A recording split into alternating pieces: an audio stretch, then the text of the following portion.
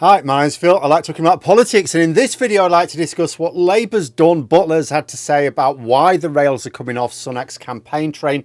Rather more comprehensive than even we expected. Basically, are the Tories getting their own back on Sunak for scuppering their plans to replace him? By the way, if you can hear a little hum, sorry about that.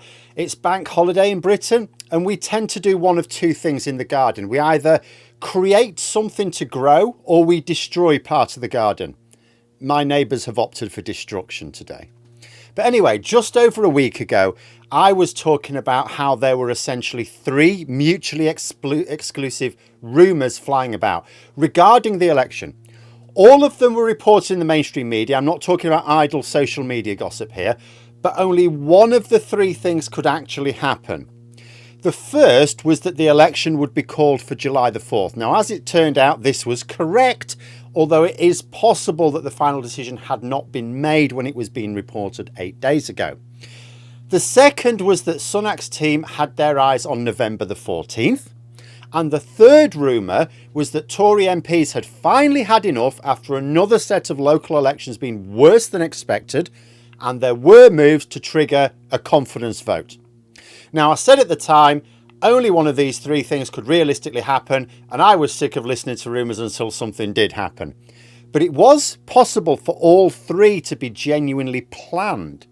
And now Labour's Dawn Butler, she of the denouncing Boris Johnson as a liar in the House of Commons fame, is suggesting that Tories are taking their anger out on Sunak. That he only called the election in order to stop the letters going in and triggering the confidence vote. And now some Tory MPs are going, "Ooh, yeah, little bugger, we'll have you for that." So without any hard proof, how credible do I think this suggestion is? Well, it is actually tricky. On the one hand, for months, I've made no secret of my confusion as to how the Tories think they will be able to delay the election until after their Rwanda plan is exposed as an expensive failure. In many ways, there is logic in holding the election on July the 4th. It allowed a few bits of better economic news to be reported. We are officially out of recession. Inflation has fallen a bit more. It's not great. Unemployment is also up, and inflation did not fall as much as expected. But it is probably the high point of the year for the Tories, the best news they're going to get. Also, the Rwanda bill had passed into law, and Sunak claims that flights could take off as early as next month. We don't know if they ever would have, because his latest plan hasn't been cleared in the courts. But maybe he could get a flight of some people to Rwanda. I don't know. What I do know is it would not stop the boats. And if people were being sent to Rwanda, but the boats carried on in record numbers, then Reform UK would have had a field day and the Tories would have had nothing left come autumn. So there is a sense in which I think Sunak may have genuinely planned July the 4th, and perhaps this rumour about confidence letters is just that. Or maybe the letters really were going in, but Sunak was always planning on July the 4th anyway, and it's a coincidence. However, that's looking at the facts from one perspective. There are others which are just as intriguing from other angles.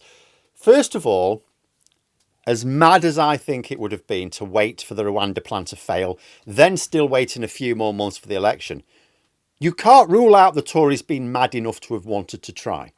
Rishi Sunak doesn't seem too bothered about the election result itself, other than not being keen on going down in history as leading the worst general election campaign in British history, which I think this is what this is going to be. His own MPs don't generally seem bothered either. The ones who are leaving just wanted more time to find jobs, and the ones intending on staying were deluding themselves into thinking a miracle would happen this summer. Basically, the party seemed happy to wait until autumn for one reason or another. But there's something else as well. If Sunak was even entertaining the notion of a July 4th election, surely he would have had candidates ready to go in the vast majority of constituencies. You would think he'd also have the manifesto largely prepared as well. But I can believe he wouldn't be all that bothered about that one, given that his mind is probably on California right now. But surely he would have accelerated the selection of candidates at least, because right now, as Dawn Butler points out, and she's hardly the first to do so, I mentioned it myself at the weekend, the Tories are still short of about 150 candidates. The deadline for registering is June the 7th. they have just over a week to organise nearly a quarter of all the candidates they expect to field. There are multiple problems with this. First of all, it means a lot of constituencies don't have their candidates in place, and yet campaigning for the election has formally begun. So local activists have one hand tied behind their back for campaigning purposes. They can try and sell the benefits of voting for their party, which is fairly tricky these days, but not the personal qualities of their candidate because they don't have one. But arguably, Sunak doesn't care about that. But another problem is the work this puts on CCHQ staffers when it comes to vetting the candidates that they need to select. That is dumping a lot of work on their desk when they should be focusing 100% on election strategy, not nursemaiding application forms. By not getting the vast majority of candidates in place before calling the election, Sunak has hamstrung his own operation. There are reports flying around from all quarters, not just Dawn Butler, that everyone in the party is upset at Sunak for what seems like a rushed election. You know, it's quite clear that the strategy had not been worked out. They couldn't even organise the announcement without making the leader look like a clown. The best thing anyone could say about the announcement itself was that his hair held up remarkably well. So, you know, the old plastic glue there did its job.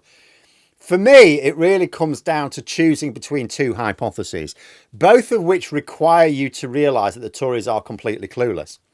The first is that the election had to be held in summer because it would be madness to wait for the economic news to worsen, energy bills to go back up because they're scheduled to do so in October, and for the Rwanda plan to have provably failed. If we assume the Tories aren't that stupid, then the election had to be in summer, so it wasn't really triggered early at all. It must have been part of the plan, albeit a plan kept very close to the chest. However, we must also suppose that Sunak had planned for a summer election without having even the bare bones of a manifesto ready to go, because they haven't got one, without having a carefully planned out campaign, and without having about a quarter of his candidates in place beforehand. That is also madness. So pick your stupidity. Were the Tories stupid enough to think they could wait until autumn for the election, and that's why their campaign is clearly not ready? Or were they aware enough to know autumn would be even worse than summer, and the stupidity was in not getting their campaign ready in time? So although I don't really know which version of events I think is the most likely, there is a lot of circumstantial evidence that Sunak may indeed have been on the brink of facing a confidence vote, a vote which he probably would have won, but which would have fatally weakened him anyway. And if we run this line of thinking, then consider the consequences. First, a lot of Tory MPs are really resentful towards Sunak, which means they are not going to be all that inclined to do as they're told by CCHQ. You know, when they get their lines to push, oh, today you'll be talking about this, today you'll be talking about this, they'll just go, no, sod you, I'll do my own thing. Second, Sunak's campaign really is as ramshackle as it appears, and they're going to be making it up on the spot. As a result, they may actually find themselves in an almighty mess. Give it another couple of weeks and the whole thing might have melted down. The chance to beat them into third place becomes way more likely. Tactical voting. Game on. But there we are. Those are my thoughts. If you enjoyed the video, please subscribe for further content and click the like button. You can also sign up for memberships if you'd like to support the channel further. Thanks for watching. Until next time, I'll see you later.